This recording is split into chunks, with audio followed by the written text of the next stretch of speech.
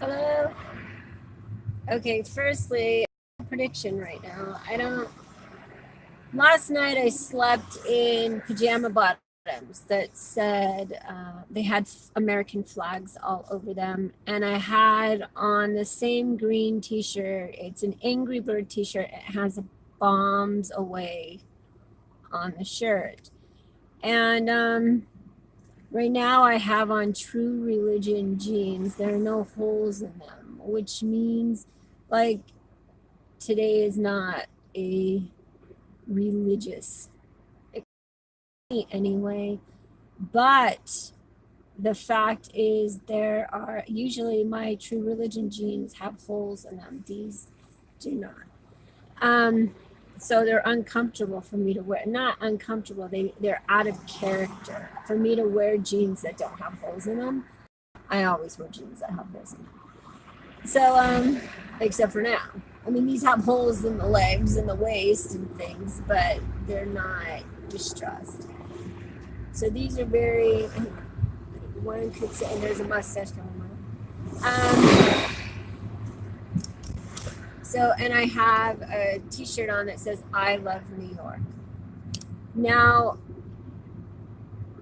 I don't dislike New York whatsoever, but I didn't find the people there all that charming myself when I was there. I remember asking someone, we asked someone for the time or something. I don't remember. But I remember people weren't that kind to us. And I don't know. I don't know. I'm not going to imply anything. They just weren't that kind to us. So, what I want to say is the last time I wore the Angry Bird shirt when I was driving around, I was aware of it. I said there was an Aston Martin car in front of me, and it was scooting over. It's like to my right, and I said, "Oh, Austin, Texas." And then I said, "This bomb means something." And then right after, there was the Austin bombing. So today, I wore the shirt to bed and the pajamas to bed, and I slept at home all night, which is something I don't do a lot of, where I sleep the whole night at home because I'm usually at the care facility with my son. But my granddaughter, who gives me messages, today she pointed to my shirt and she went, now, in this movie that I saw this year with Toni Collette, I can't remember the name of the movie, but the little girl used to go in the movie, and she ended up, it was a very dark movie, let's just say, but she ended up passing away, and then she came back, as did her family, and it was a very dark movie. But it is a metaphor for how the universe works. It's really trippy. It's cause and effect. And so the writing was brilliant as far as cause and effect go. That guy knows how the universe works in a very cryptic way. But I don't think he really understands that by doing that movie, he also put forth his own path, right? So he was predicting things are going to happen in his own life. I'm like, dude, I wouldn't have did that movie that way. I would have found a different way, a more peaceful way. That movie was hardcore. That Toni Collette is an artist in this movie, and she creates her reality, and her husband isn't even aware that she's creating her reality. So anyway, just like my art, just like your art creates your reality, and it creates the reality of those around you. So as I'm doing all of this stuff, and a bus just went by and it says not in service. and which implies I'm not serving today. I am living, and which you can do both, but when you're serving, you're literally serving. You are like learning lessons all day long. So today I'm just getting stuff done, but and it's still fairly early. I have this. I was at a McDonald's drive-through getting a sweet tea and an English muffin, and actually, let me give you a little heads up. I gave the sausage to my dog. I don't give her a lot of sausage, but I did give her the sausage from. I If you order an English, order the sausage muffin. I think my son's calling me.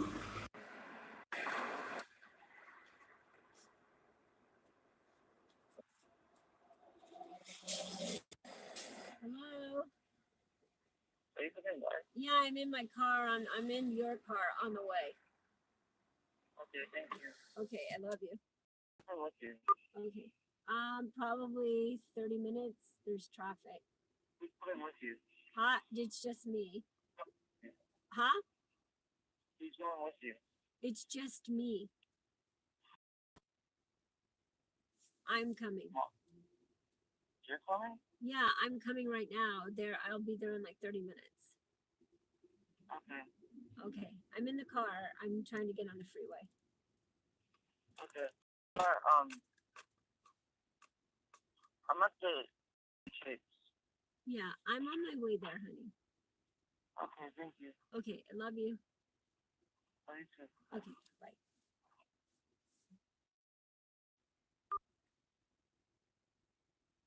So anyway, that was my son, and it was really cool. He said he said the name of the place that he's at, which means his mind is becoming clearer. And that's awesome. Now, as my mind becomes clearer, so does his. It's really trippy that way. Last night, my pets have fleas, and I don't want to set off a bomb. Like, I don't want to do that. Why? Because I don't want my pets to get hurt. I don't want that stuff to get on them. So I took tea tree oil and I put it on bandanas and then I put it around their necks. They look so cute. They're like, mm.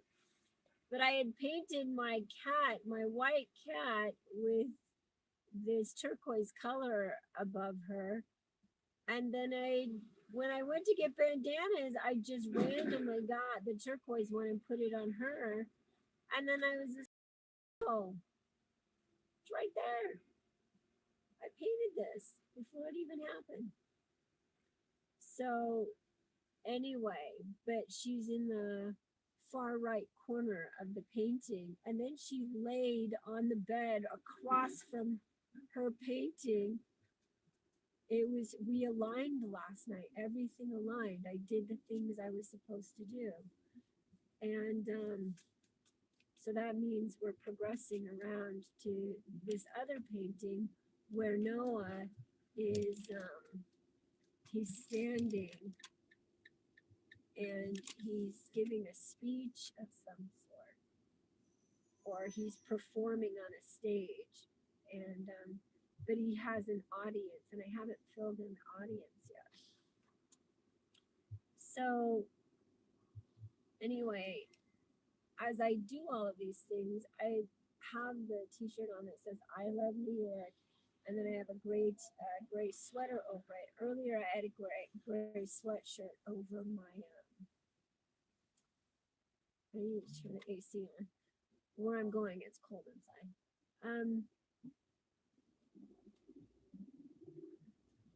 But anyway, I was behind a Dodge Caravan, and it had Washington plates. And I am like, this is how I align.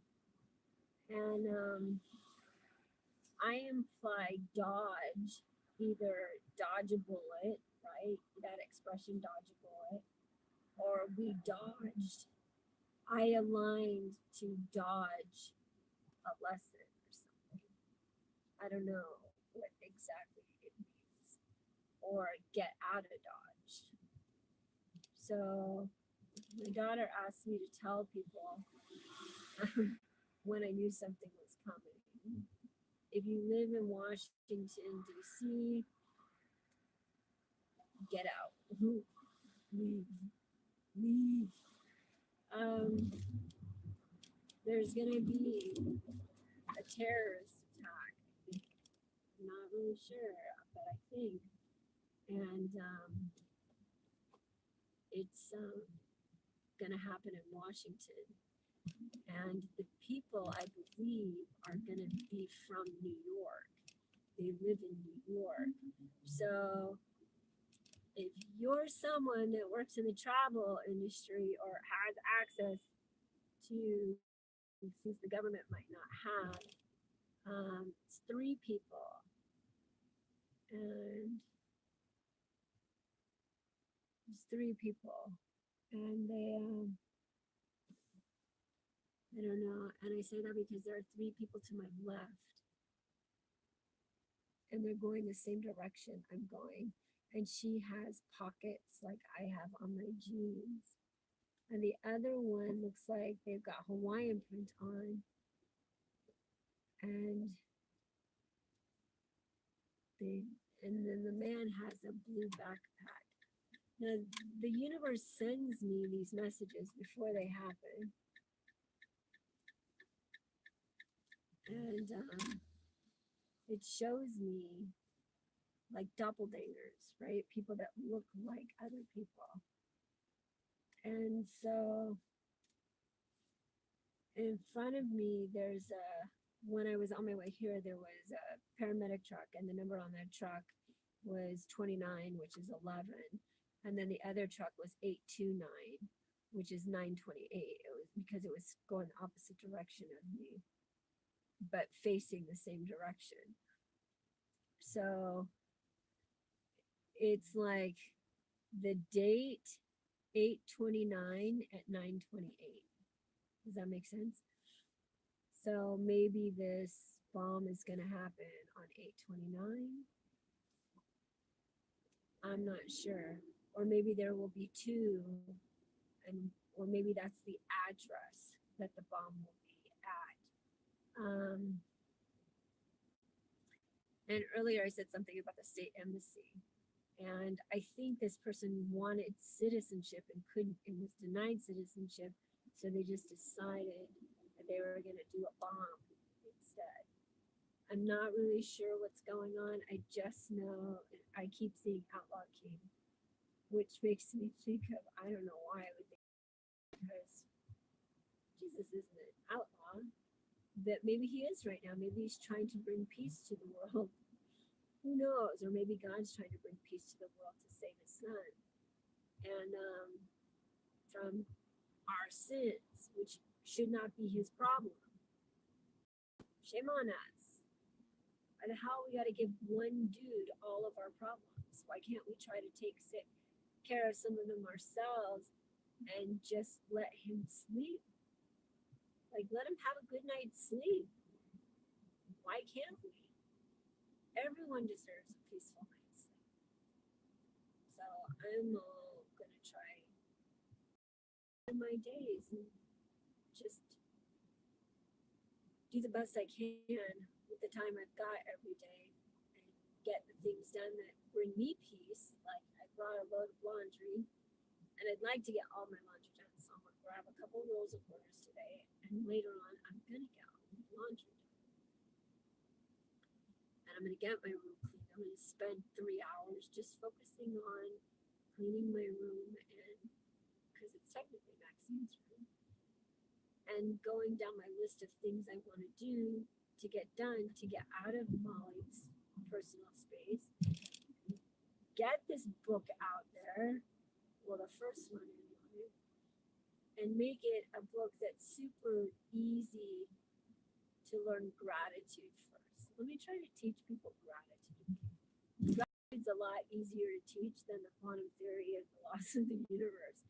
Because if you learn too much too quick, you're gonna get anxious, be a little paranoid. You're gonna go, that chick doesn't know what she's talking about. That was the dumbest book I ever read. Or you're gonna become obsessed with trying to change your path all day, every day. And I don't even try to do that all day, every day, because I do things that I know I'm not supposed to do. And but I'm supposed to pay for those sins, and my kids are supposed to. It's like a domino. But at the same time, I don't want anybody to have to suffer anymore. So I'd like to start teaching gratitude. And in order to learn gratitude, you have to understand integrity. And you have to understand how your integrity is like a trickle effect. It impacts everyone in the world, not just your life. And when you realize you have that much power, there are going to be days when you try to abuse that power. But when you see it backfire and boomerang and put your kid in a coma, you're going to change your mind about how you treat that shit. You're going to be, oh, no, I'm responsible for this. This is not right. You're not going to want to do it. You're not going to want to do it. So I try to focus on, oh, like yesterday I didn't have animal product. Today I didn't have animal product. And so I'm even, like, I'm not in a bad mood. I'm not like rushed or angry. Noah's not in a bad mood. Noah's not rushed or angry. My daughter's not rushed or angry. I did give my dog meat and she did bark at another dog. But she's like, okay, I ate and now we're all gonna lay around. I did take the bandanas off of, except the dogs. I left the bandanas on the dogs. But I put one of the bandanas up by where my white cat lays, so because they have tea tree oil on them up. One on a pile of clothes that I'm going to take to the laundry, and the other one because it's by the kitty litter, and one by where the cat sits up on by the door, and then another one in a clothes basket in front of a thing of clothes. Why? Because it repels fleas, and so. And my dog likes to lay on the bed, so she has one on. So hopefully they'll just like jump out the window. They're like, get on the way. But if you do bombs, like bug bombs and stuff in your house, you don't even realize you're creating the bombs that are going off in the world. You don't even know that, do you? You have no clue. You have no clue. Even when you brush your teeth, you take care of your teeth, all of a sudden someone that judged your teeth, something will happen to theirs. You really gotta pay attention to everything that's going on. Like me, I've lost some teeth, but I actually had the dentist take them out, except for I think one, which I broke, maybe two. And then I had him pull the rest of whatever was left. Oh, it's not fun. I tell you what, it's not fun. So I'm gonna stop at Walmart on my way here and get Noah some things real quick.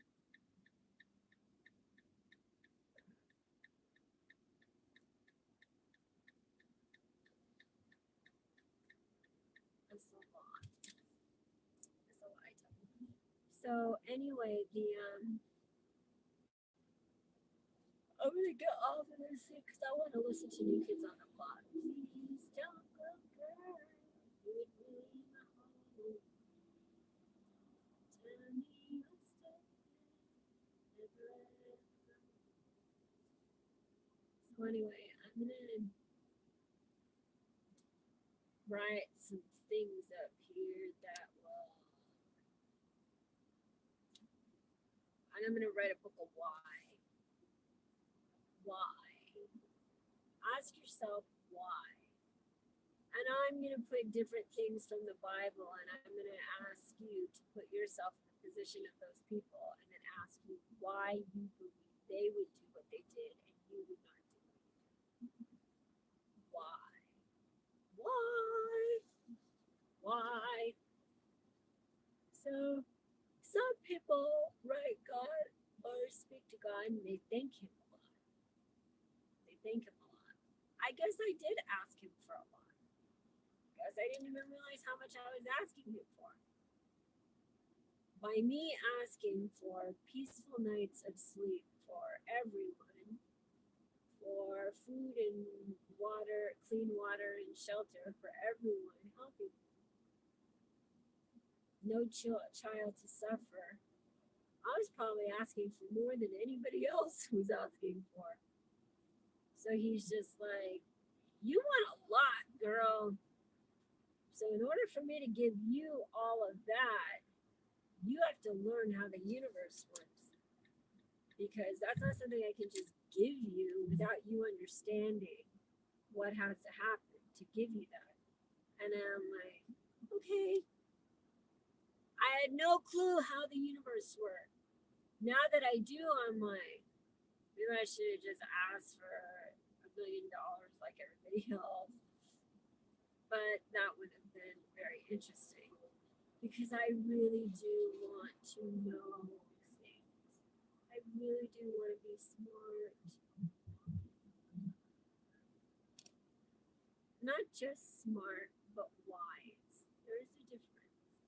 You can be smart and not know how to apply your intelligence, like Sheldon.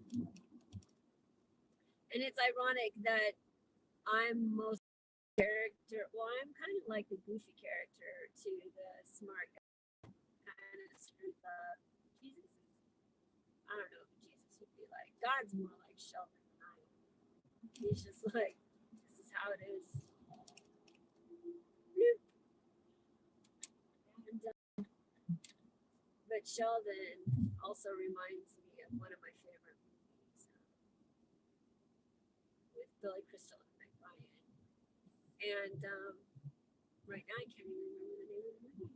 And it's one of my favorite movies.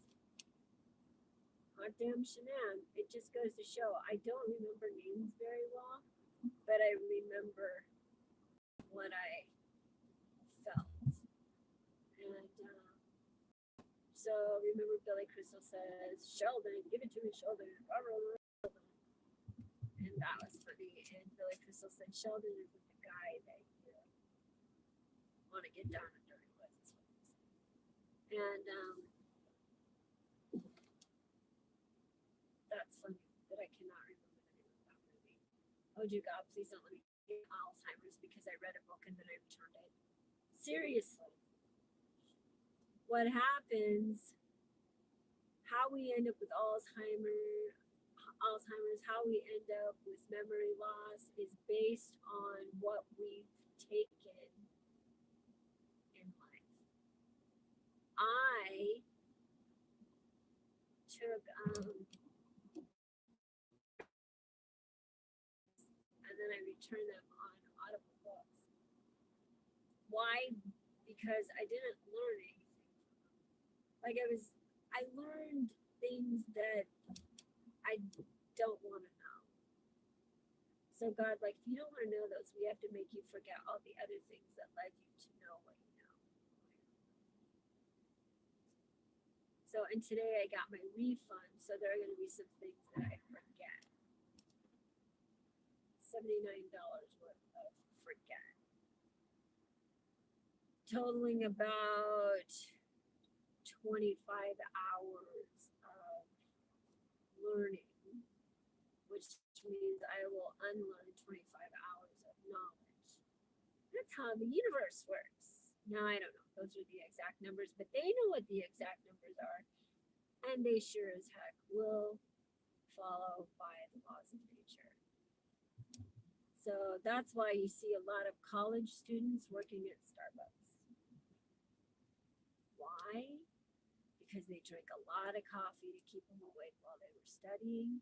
They spent money on coffee that they could have spent on not drinking and not needing to stay awake, or They could have spent the time doing productive things other than partying, gossiping, talking bad about other people, trying to learn things so they could screw people over, lawyers, trying to learn about um, other people's philosophies and things instead of going out there and creating their own by asking why.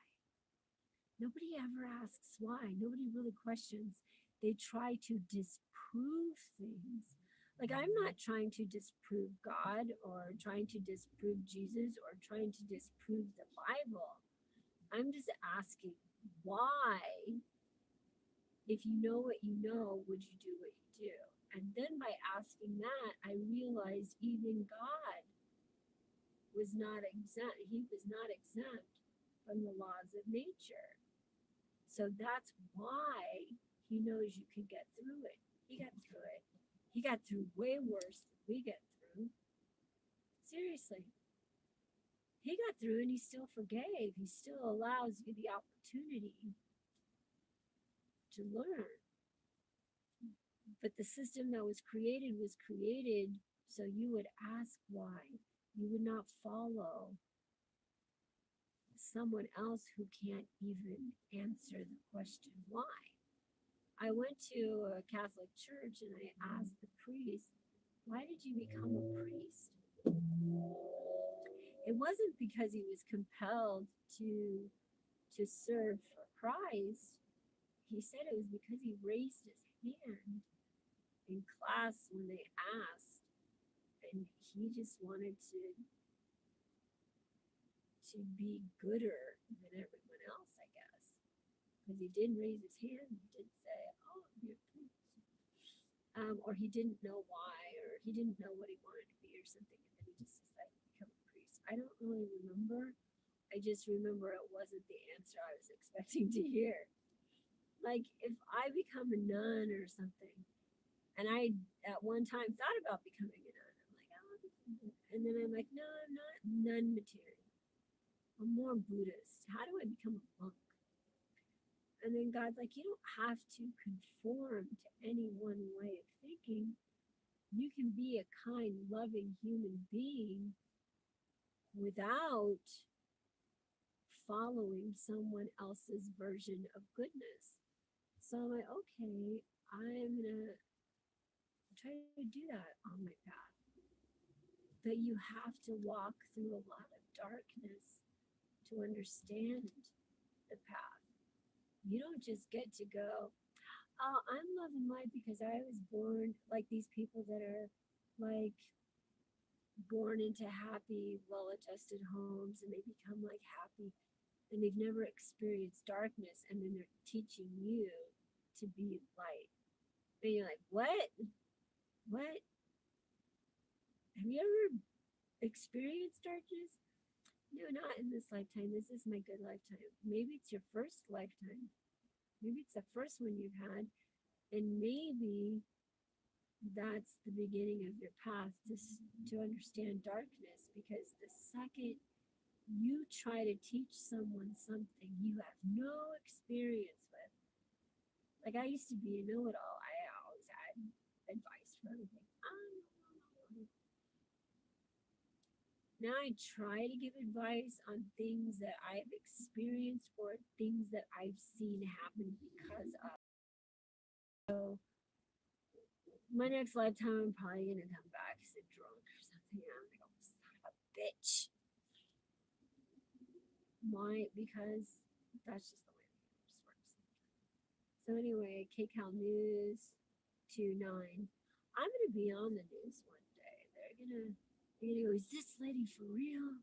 Can she really do all of this? She's going live. She predicted that there would be a bomb here. Is she doing all of this? No, not in as much as I just paint stuff. Now, what I did was I took my paints out earlier and I didn't paint. He didn't let me paint. He distracted me. He reminded me that I needed to get my glasses out of the bathroom. and I left paint sitting in a box on the sewing machine. And I left out the color green, which is the color that I had on this morning. It's not the exact same color green. But Noah has been talking to this Santa Barbara. Now, there's a man named Grandpa. Well, he calls himself Grandpa at the care facility Noah's at. And his grandson's been there since he was 5 and he's 14 now. Grandpa's a really nice man.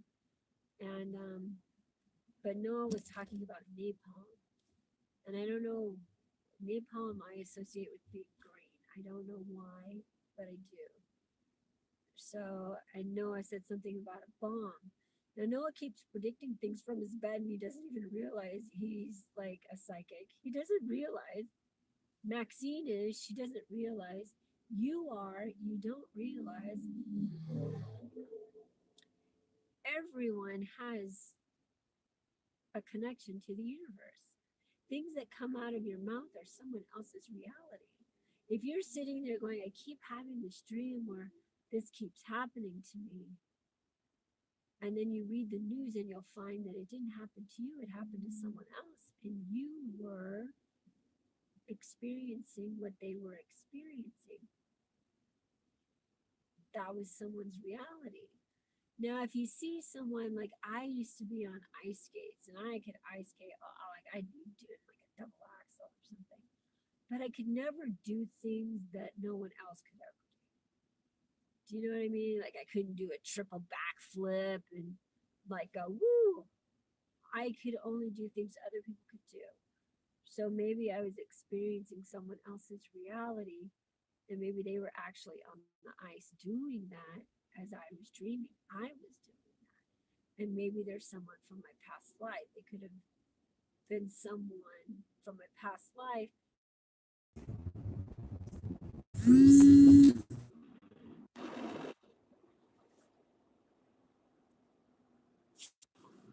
Hello, Hello, may I speak to Tanya, please?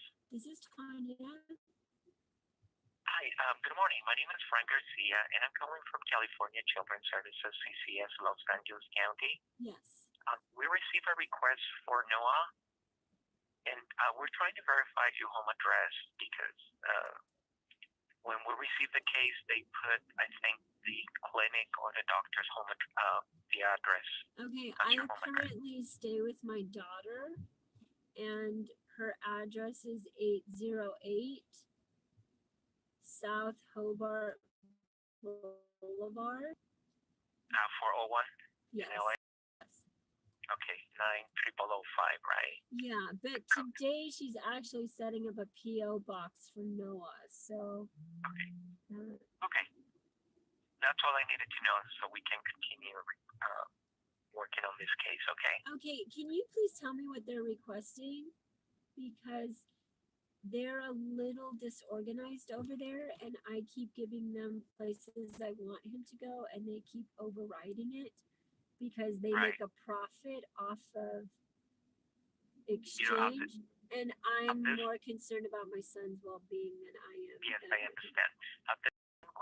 We're going to process a request from that hospital or clinic that your son is in, but I don't know what is the next step for this for your son. Okay, now if I wanted to, they're very understaffed there. Are there regulations against that? I just It should be regulations, but at this moment I don't even know where that clinic is at, and okay. I cannot give you any help with that. Okay. Thank you for your help, and then hopefully everything will work out for you guys. Okay? Have a nice day. Thank you. Bye bye. You too.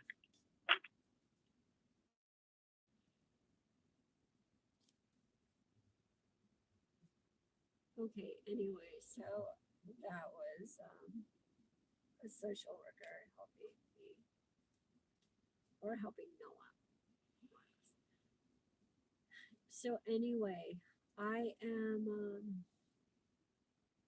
obviously learning something. Now, if I have to deal with this stuff continually, that means a person from my is getting ready to deal with this stuff. And I know who she is. I don't know what's going to happen, but I know who she is. And I have an idea of what's going to happen. I see things and I try to override them with like, I don't want that to happen. And sure enough, no matter what you don't want to happen to someone, it's them who creates their reality, and there's nothing you can do about it. So I just wanted to see my son whine and speak as he used to speak without negativity this time around, though. And I'd like to, he's a very kind person, but teenagers, 20-year-olds, like rap and stuff, the way they talk to one another, I think can hurt spirits. Like they wound one another and they don't even realize they're wounding one another. And I'm learning a lot and I'm growing a lot. I hope not in size, but in wisdom and kindness. And I tend to, I learn pretty quickly, but that doesn't mean I always implement what I learn at the moment. But gradually, it's like everybody, you know, I don't always apply what I know. So, but because we're all a little rebellious when it's like if you dropped your ice cream, say you dropped your ice cream, everybody got a scoop of ice cream and there was no more ice cream in the container. And you dropped your ice cream and everybody else was eating their ice cream. What would be the appropriate thing to do? Would it be for everyone to take a scoop of their ice cream and give you a scoop? Create a scoop for you? That might be the kind thing to do. That would be the more logical, compassionate, empathetic thing to do. Or what if someone offered you their ice cream and they wanted to sacrifice their ice cream just to give it to you? Would you enjoy your ice cream knowing they didn't get any? Or would you think, oh, I didn't get any ice cream, so something must be wrong with the ice cream because I'm really good and God would never just let me not have ice cream? You excuse yourself and say, hey, I'm going to go get an ice cream, or would you later go, I'm going to get a bigger ice cream? Because that's how we work as human beings. Now, the right thing to do would be for everyone there to instinctively offer you a scoop of their ice cream to put into your cup. And but if only one person offered you a scoop, you still wouldn't have as much as everyone else. It wouldn't be even. And if everyone gave you a scoop, everyone would have the same amount. I mean, everyone would be happy, except for those people that say, why do I always have to give up part of what I have? You know what God's going to do to those people? They're not going to have a scoop of ice cream, and they're going to wish everybody would have given them a scoop of their scoop of ice cream. And that person may have given you a scoop of their ice cream, but they may have been really pissed off about it. And so God's going to make sure that when you get a scoop of someone else's ice cream, they're really pissed. It's really trippy how the universe works. And it's until we all learn that no one will have a beautiful life unless we all have a beautiful life, we're never going to find happiness. You're never going to find it. You may find it momentarily, but you will never consistently have it unless you understand gratitude. gratitude is sharing especially when you have an abundance of something to share. Jason Mraz has I just think of this because this is a rich guy and he has an avocado farm. And it would be cool if he like had his avocado farm and instead of hiring people to maintain it, he did like a commune of it where you came and worked on the land because you're someone that enjoys doing that and you love avocados and you love avocado trees and you love nature. You pay $20 a month and you can come and take avocados. You take care of the avocados, you work the farm, you do whatever. And then the money that is profited off of the $20, say you come, everybody gets X amount of avocados or whatever. And then you donate that money to causes and things. I would want to do something like that if I had new dinero. If I had a serious career going on that was giving me a lot of money and I had like something that created food and community, I would want to do something like that. So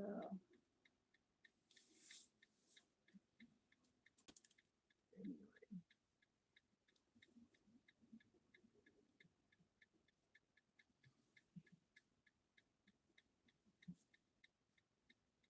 Like there could be, I think that if there were like even stores, department stores, say you have a bunch of clothing manufacturers, they could say, hey,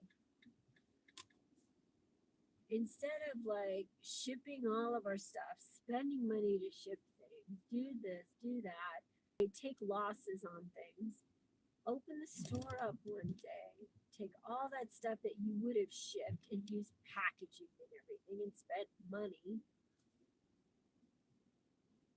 send it, like invite kids in.